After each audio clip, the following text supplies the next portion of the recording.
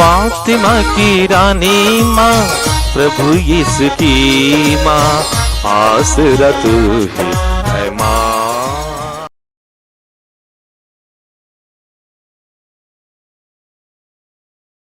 पहला पाठ प्रकाशना ग्रंथ अध्याय 11 पद संख्याएं 19 से अध्याय 12 1 से 6 और 10। स्वर्ग में ईश्वर का मंदिर खुल गया और मंदिर में विधान की मंजूषा दिखाई पड़ी। आकाश में एक महान चिन्ह दिखाई दिया। सूर्य का वस्त्र ओढ़े एक महिला दिखाई पड़ी। उसके पैरों तले चंद्रमा था और उसके सिर पर 12 नक्षत्रों का मुकुट। वह गर्भवती थी और प्रसव वेदना से पीड़ित होकर चिल्लाती थी। तब आकाश में एक अन्य चिन्ह दिखाई पड़ा, लाल रंग का एक बहुत बड़ा पंखदार सांप। उसके 7 सिर थे, 10 सींग थे और हर एक सिर पर एक मुकुट था। उसकी पूंछ ने आकाश के 1/3 तारे बुहार कर पृथ्वी पर फेंक दिए। वह पंखदार सांप प्रसव पीड़ित महिला के सामने खड़ा रहा, जिससे वह नवजात शिशु को निगल जाए। उस महिला ने एक पुत्र प्रसव किया, जो लोह दंड से सब राष्ट्रों पर शासन करेगा। किसी ने उस शिशु को उठाकर उसे ईश्वर और उसके सिंहासन तक पहुंचा दिया और महिला मरुभूमि की ओर भाग गई, जहां ईश्वर ने उसके लिए आश्रय तैयार किया था। मैंने स्वर्ग में किसी को उच्च स्वर से यह कहते सुना, अब हमारे ईश्वर की विजय, सामर्थ्य तथा राजत्व और उसके मसीह का अधिकार प्रकट हुआ है। प्रभु की वाणी। ईश्वर को धन्यवाद। भजन अनुवाक्य। ओफिर के स्वर्ण से विभूषित होकर एक महिला तुम्हारे दाहिने खड़ी है। ओफिर के स्वर्ण से विभूषित होकर एक महिला तुम्हारे दाहिने खड़ी है। राजकुमारियां तुम्हारी प्रिय सखियां हैं। ओफिर के स्वर्ण से विभूषित होकर एक महिला तुम्हारे दाहिने खड़ी है। पुत्री, इधर देखो और कान लगाकर सुनो। तुम अपने लोगों को और अपने पिता का घर भूल जाओ। अनुवाक्य। ओफिर के स्वर्ण से विभूषित होकर एक महिला तुम्हारे दाहिने खड़ी है। ओफिर के स्वर्ण से विभूषित होकर एक महिला तुम्हारे दाहिने खड़ी है। राजा तुम्हारे सौंदर्य की अभिलाषा करेंगे। वह तुम्हारे स्वामी हैं, उन्हें दंडवत करो। वे भजन गाते हुए उसे ले जाती और राजा के महल में प्रवेश करती हैं। अनुवाक्य। ओफिर के स्वर्ण से विभूषित होकर एक महिला तुम्हारे दाहिने खड़ी है। ओफिर के स्वर्ण से विभूषित होकर एक महिला तुम्हारे दाहिने खड़ी है। दूसरा पाठ कुरिन्थियों के नाम संत पौलुस का पहला पत्र अध्याय 15 पद संख्याएं 20 से 26 तक। मसीह सचमुच मृतकों में से जी उठे हैं। जो लोग मृत्यु में सो गए हैं, उनमें से वह सबसे पहले जी उठे हैं। चूंकि मृत्यु मनुष्य द्वारा आई थी, इसलिए मनुष्य द्वारा ही मृतकों का पुनरुत्थान हुआ है। जिस तरह सब मनुष्य आदम में मर जाते हैं, उसी तरह सब मसीह में जीवित कर दिए जाएंगे। सब अपने कर्म के अनुसार, सबसे पहले मसीह और बाद में उनके पुनरागमन के समय वे जो मसीह के बन गए हैं। जब मसीह बुराई की सब शक्तियों को नष्ट करने के बाद अपना राज्य पिता परमेश्वर को सौंप देंगे, तब अंत आ जाएगा, क्योंकि वह तब तक राज्य करेंगे जब तक वह अपने सब शत्रुओं को अपने पैरों तले ना डाल दे। प्रभु की वाणी। ईश्वर को धन्यवाद। जय घोष। Hallelujah, hallelujah. मरियम स्वर्ग में आरोहित कर ली गई है। स्वर्ग दूतगण आनंद मनाते हैं। हालेलुया। प्रभु आप लोगों के साथ हो और आपकी आत्मा के संत लूकास के अनुसार पवित्र सुसमाचार। हे प्रभु तेरी महिमा हो। अध्याय 1 और संख्याएं 39 से 56 तक। उन दिनों मरियम पहाड़ी प्रदेश में यूदा के एक नगर के लिए शीघ्रता से चल पड़ी। उसने जकरियस के घर में प्रवेश कर एलिजाबेथ का अभिवादन किया। ज्यों ही एलिजाबेथ ने मरियम का अभिवादन सुना, बच्चा उसके गर्भ में उछल पड़ा और एलिजाबेथ पवित्र आत्मा से परिपूर्ण हो गई। वह ऊंचे स्वर से बोल उठी, आप नारियों में धन्य हैं और धन्य है आपके गर्भ का फल। मुझे यह सौभाग्य कैसे प्राप्त हुआ कि मेरे प्रभु की माता मेरे पास आई, क्योंकि देखिए जो ही आपका प्रणाम मेरे कानों में पड़ा, बच्चा मेरे गर्भ में आनंद के मारे उछल पड़ा। और धन्य है आप जिन्होंने यह विश्वास किया कि प्रभु ने आपसे जो कहा वह पूरा हो जाएगा।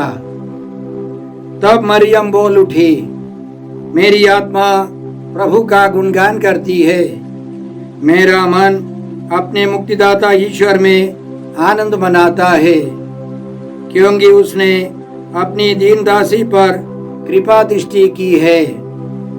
अब से सब पीढ़ियां मुझे धन्य कहेंगी, क्योंकि सर्वशक्तिमान ने मेरे लिए महान कार्य किए हैं।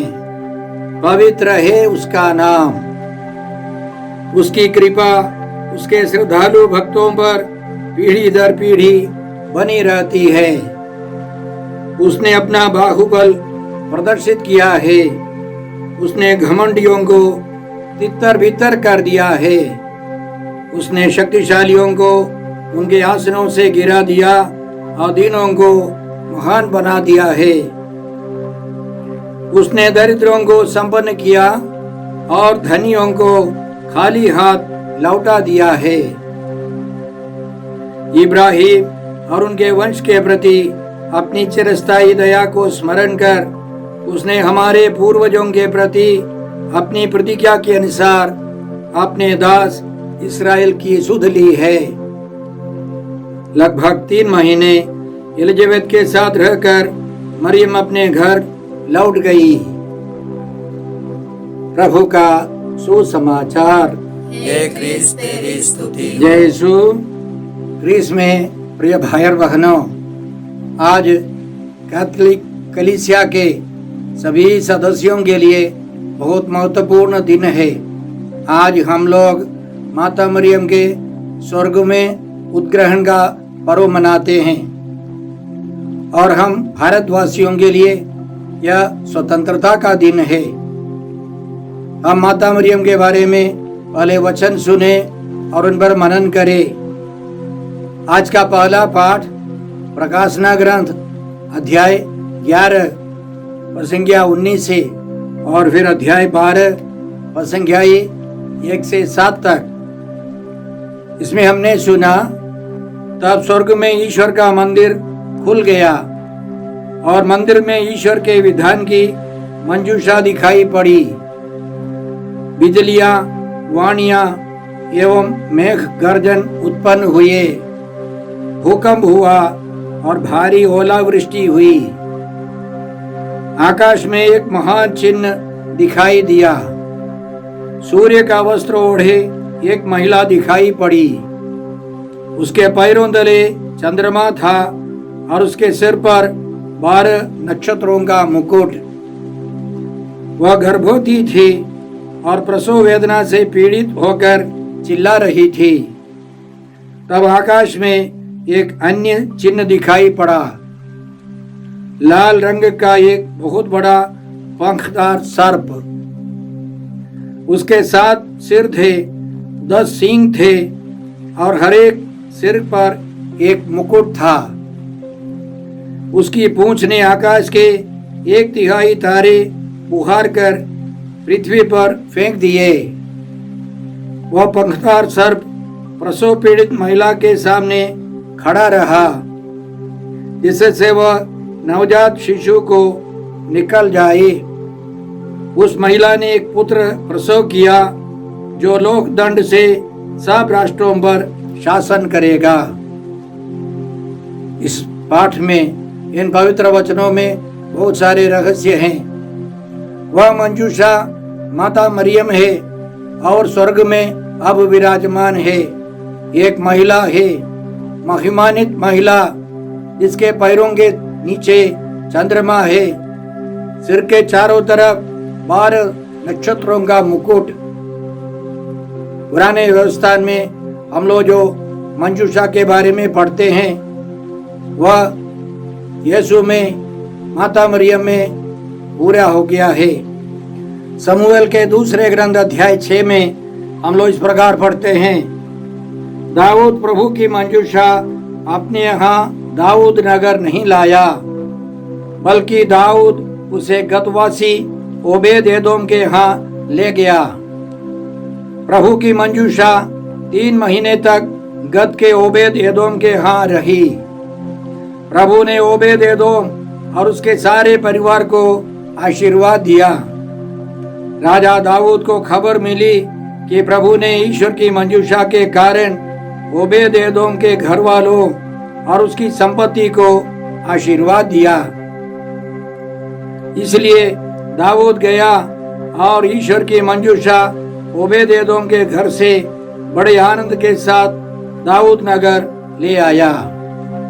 इसलिए संत लूकस अपने सुसमाचार के आज के पाठ के अंतिम में यह लिखते हैं, लगभग 3 महीने तक माता मरियम उस परिवार में, जकरियस के परिवार में रही और वह लौट गई।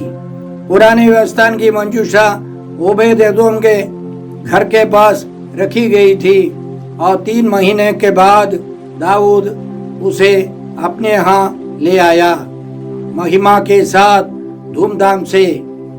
इसलिए हम समझ सकते हैं कि संत लूकस हमें यह समझाना चाहते हैं कि वह मंजूषा माता मरियम है।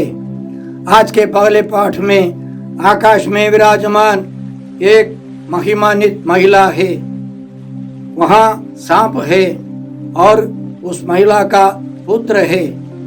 वह पुत्र यीशु मसीह है। महिला माता मरियम है। आदिम कलीसिया से लोगों का विश्वास था कि वह महिला माता मरियम है। इसलिए हम कह सकते हैं उत्पत्ति ग्रंथ अध्याय 3 में जो वर्णन है, पाप के बाद ईश्वर ने स्त्री से, हेवा से, सांप से और उस आदम से बातें की। पुराने व्यवस्था के आदम से हेवा की उत्पत्ति हुई, लेकिन नए व्यवस्था में अंतिम हेवा माता मरियम से अंतिम आदम की उत्पत्ति हुई, उनका जन्म हुआ। यीशु मसीह माता मरियम से जन्म लेकर आए हैं। दोनों का कार्य शैतान के सिर को कुचलना है। तो यदि यीशु मसीह मृतकों में से जी उठे तो हम भी उनके समान जी उठेंगे। तसलोनिकियों के नाम संत पौलुस के पहले पत्र में अध्याय 4 पद संख्या 14 में हम लोग इस प्रकार पढ़ते हैं, हम तो विश्वास करते हैं कि यीशु मर गए और फिर जी उठे। जो यीशु में विश्वास करते हुए मरे, ईश्वर उन्हें उसी तरह यीशु के साथ पुनर्जीवित कर देगा। और आगे उसी अध्याय में संत पौलुस हमको समझाते हैं, जो यीशु में विश्वास करते हुए मरे वे यीशु के समान पुनर्जीवित हो जाएंगे, जी उठेंगे। जो उसी समय इस दुनिया के अंत में यीशु हमारा न्याय करने आएंगे, उस समय जो जीवित है यीशु के समान रूपांतरित हो जाएंगे। याद रखें, संत मत्ती के सुसमाचार अध्याय 17 में या संत मार्कुस के सुसमाचार अध्याय 9 में, संत लूकस के सुसमाचार अध्याय 9 में हम लोग एक महत्वपूर्ण रहस्य पाते हैं। प्रभु यीशु अपने महत्वपूर्ण 3 शिष्यों को अपने साथ ले जाकर प्रार्थना की एक ऊंचे पहाड़ पर, और प्रार्थना के दौरान वे रूपांतरित हो गए। उनके सारे वस्त्र, सारा शरीर महिमान्वित हो गया, और उनके अगल बगल में मूसा और एलियस आए। वे यीशु की मृत्यु के बारे में चर्चा कर रहे थे, और कुछ देर के बाद प्रभु यीशु साधारण व्यक्ति के समान दिखाई दिए। यह के रहस्य यह है कि जो यीशु आएंगे इस दुनिया के अंत में, उस समय जो जीवित है उनका नश्वर शरीर स्वर्ग नहीं जा सकता है, उसको रूपांतरित होना है। भले ही वे जीवित है, वे स्वर्ग नहीं जा सकते। इसलिए कुरिन्थियों के नाम पहले पत्र अध्याय 15 में संत पौलुस हमको समझाते हैं, यह नश्वर शरीर, यह नश्वर मनुष्य स्वर्ग नहीं जा सकता। इसको महिमान्वित करना है, रूपांतरित करना है।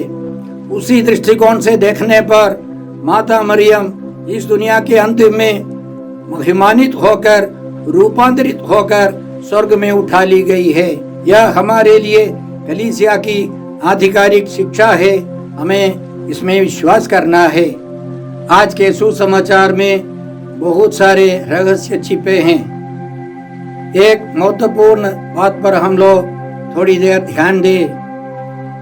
एलिजाबेथ यह घोषणा करती है, मुझे यह सौभाग्य कैसे प्राप्त हुआ कि मेरे प्रभु की माता मेरे पास आई, मेरे ईश्वर की माता मेरे पास आई है। पवित्र आत्मा से भरकर एलिजाबेथ को मालूम हो गया माता मरियम ईश्वर की माँ है। इसलिए आदिम कलीसिया से माता मरियम को ईश्वर की माता के रूप में लोग मानते थे। इसका मतलब यह नहीं है कि माता मरियम ने ईश्वर को जन्म दिया। ईश्वर के पुत्र मनुष्य के रूप में आए और ईश्वर के पुत्र यीशु मसीह को उन्होंने जन्म दिया। इसलिए माता मरियम ईश्वर की माता है। राजाओं के पहले ग्रंथ अध्याय 2 पद संख्या 19 से हम लोग इस प्रकार पाते हैं, जब बत्शेबा राजा सुलेमान के पास अदोनिया के विषय में बात करने आई, तब राजा उठकर उससे मिलने आगे बढ़ा और उसे नमन किया। फिर सिंहासन पर बैठकर राजमाता के लिए भी एक आसन मंगवाया, जिससे वह उसके दाहिने बैठ सके। वह कहने लगी, मेरा तुमसे एक छोटा सा निवेदन है, उसे अस्वीकार न करना। राजा ने उसे उत्तर दिया, माँ बताओ ना, क्या चाहती हो, मैं उसे अस्वीकार नहीं करूंगा। राजमाता बत्शेबा के लिए राजा के बगल में एक सिंहासन स्थापित किया। प्रकाशन ग्रंथ अध्याय 19 में एक विशेष घोड़े पर विराजमान एक व्यक्ति के बारे में वर्णन है। उसके वस्त्र और उसकी जांघ पर यह नाम अंकित है, राजाओं का राजा और प्रभुओं का प्रभु। तो यीशु मसीह राजाओं के अधिराज है, तो माँ मरियम रानियों की महारानी है। सुलेमान इस्राएलियों के लिए एक विशेष महत्वपूर्ण राजा था और उसकी माँ राजमाता बत्शेबा सुलेमान के दाहिने बैठने वाली है। तो यीशु नए व्यवस्थान का सुलेमान है और माता मरियम नए व्यवस्थान की रानी माता है। इसलिए हम विश्वास करते हैं माता मरियम सबों की रानी है, महारानी है। माता मरियम के स्वर्ग में उद्ग्रहण के पर्व के अवसर पर प्रभु यीशु हमें क्या सिखाते हैं? प्रभु यीशु हमको निमंत्रण देते हैं कि हम भी माँ के अनुसरण कर उनके जीवन के अनुसार हम भी पवित्र जीवन बिताए।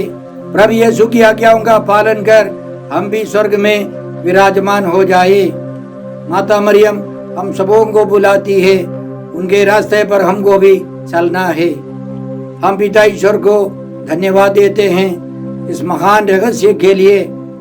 साथ साथ हम याद करते हैं आज हमारे देश में स्वतंत्रता दिवस है।